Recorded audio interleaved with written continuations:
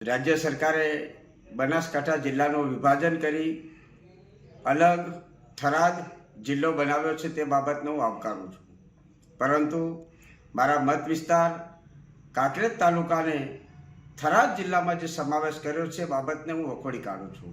કારણ કે મારા કાંકરેજ તાલુકાના ખેડૂતો હોય, નાના મોટા વેપારી હોય, એમને પાલનપુર જવું આવવું ખૂબ સહેલું ને સરળ પડે છે.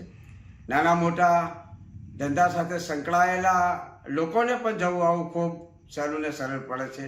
જ્યારે થરાદ જવું ખૂબ જ અટપટું ને અઘરું છે, ત્યારે આ તાલુકાને થરાદમાં સમાવેશ કરી અને જે નિર્ણય લેવામાં આવ્યો છે એ નિર્ણય યોગ્ય નથી.